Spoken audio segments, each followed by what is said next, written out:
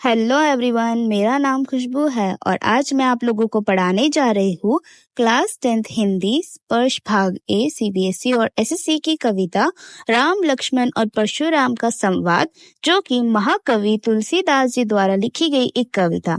तो चलिए पहले इनका जीवन परिचय देखते हैं। तुलसीदास जी का पूरा नाम गोस्वामी तुलसीदास था और इनका जन्म 1532 ई मृत्यु 1623 में हुआ था। जन्म स्थान राजपुर गांव और मृत्यु स्थान काशी थी। इनके माता पिता का नाम तुलसी देवी आत्माराम दुबे था और इनकी पत्नी का नाम रत्नवली थी। बचपन का नाम राम बोला रखा गया था और इनके गुरु का नाम नरहरिदास था। और प्रसिद्ध महाकाव्य रामचरितमानस है, यानी इसी का कुछ अंश हमारे सिलेबस में डाल दिया गया है, जो कि 6 पैराग्राफ में डिवाइडेड है। तो कविता की शुरुआत सीता स्वयंवर में राम द्वारा शिव धनुष टूट जाने पर जब परशुराम का धनुष को टूटने की ध्वनि सुनाई देती है, तब वह क्रोधित होकर सभा में आ जाते हैं और कहते हैं कि शिव धनुष को तोड़ने वाला आपका ही कोई एक दास होगा, मेरे लिए क्या आदेश है। यह बात सुनकर परशुराम क्रोध में बोलते हैं, सेवक वो होता है जो सेवा का काम करता है, उसने तो धनुष को तोड़कर शत्रुता का कार्य किया है राम सुनो, जिसने भी शिव धनुष को तोड़ा है वह मेरे लिए शास्त्र बहु के समान शत्रु है। जिसने भी इस धनुष को तोड़ा है वह सभा से बाहर आ जाए, अन्यथा सभी राजा मारे जाएंगे। मुनि के क्रोधपूर्ण वचन सुनकर लक्ष्मण मुस्कुराते और परशुराम का अपमान करते हुए कहते हैं कि मैंने बचपन में अनेक धनुआ तोड़ी, तब आपने क्रोधित नहीं किया, आपका इतना लगाव इस धनुष पर क्यों है। लक्ष्मण के वचन सुनकर परशुराम क्रोधित होकर कहते हैं कि तू संभाल कर नहीं बोल रहा है, पूरा संसार जानता है कि यह धनुष शिव का था। दूसरे पंक्तियों में लक्ष्मण जी हंसकर कहते हैं कि मेरी नजर में सभी धनुष एक जैसे हैं। इस पुराने धनुष के टूटने से ना किसी की हानि हुई और ना ही किसी का लाभ हुआ। भैया राम ने धनुष को देखा और छुआ, इतने में टूट गया, इसमें उनका कोई दोष नहीं है। आप तो व्यर्थ में नाराज हो रहे हैं। इतना सुनते ही परशुराम अपने फरसे यानी एक्स को देखकर लक्ष्मण पर क्रोधित होते हुए कहते हैं कि लगता है तूने मेरे बारे में नहीं सुना है।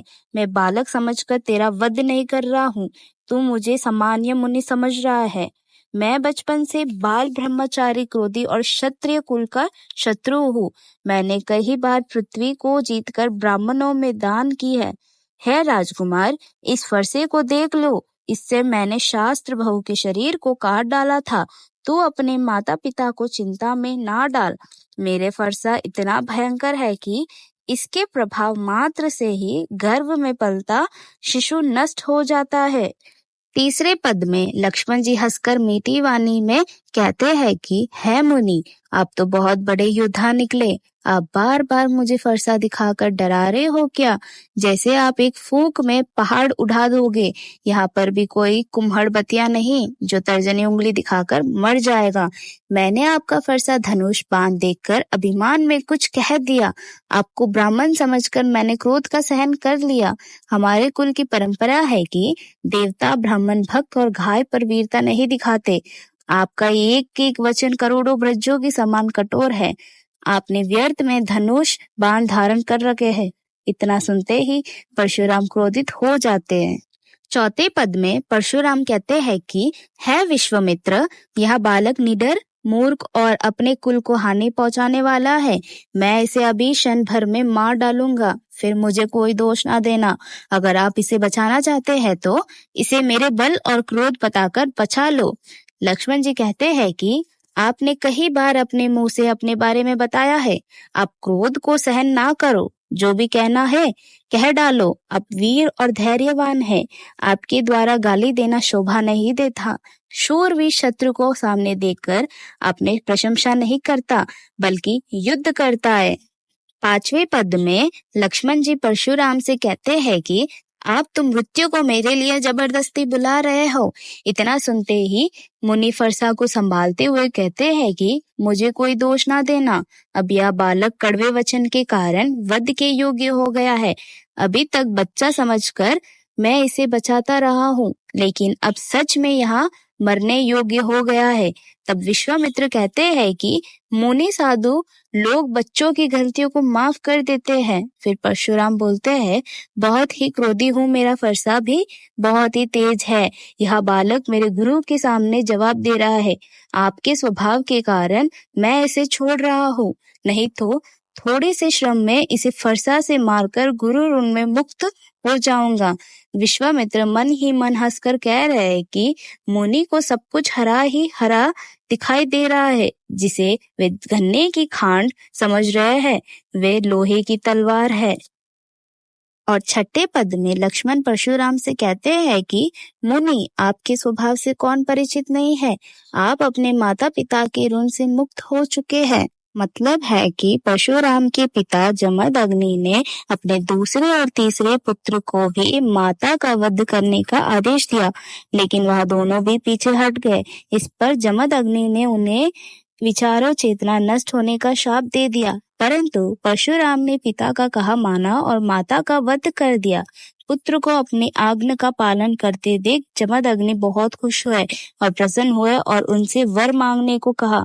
इस पर परशुराम ने अपने माता से 3 वर मांगे। परशुराम ने पहला वरदान मांगा कि माता पुनः जीवित हो जाए, दूसरे उन्हें मरने की स्मृति ना रहे और तीसरी भाइयों की चेतना पुनः आ जाए। जमदग्नि ने उन्हें तीनों वचन पूरा होने का आशीर्वाद दे दिया। तो दोस्तों, इसीलिए लक्ष्मण जी कहते हैं कि आपने अपनी माता को ही नहीं छोड़ा था। आगे कहते हैं कि गुरु का ऋण अभिशेष है, यह ऋण लगता है आप मुझसे ही चुकाना चाहते हो, ब्याज भी बहुत हो गया होगा। आप ऐसा करिए, किसी हिसाब किताब करने वालों को बुला लो, मैं तुरंत ही थैली खोल दूंगा। लक्ष्मण के कड़वे वचन सुनते ही परशुराम अपना फरसा संभाल लेता है, तो पूरी सभा हाय हाय बोल उठती है। लक्ष्मण कहते हैं कि है मुनि, आप बार बार मुझे फरसा दिखा रहे हो और मैं आपको ब्राह्मण समझकर बचा रहा हूँ। हे ब्राह्मण देवता, लगता है आपका कभी किसी वीर योद्धा से सामना नहीं हुआ है।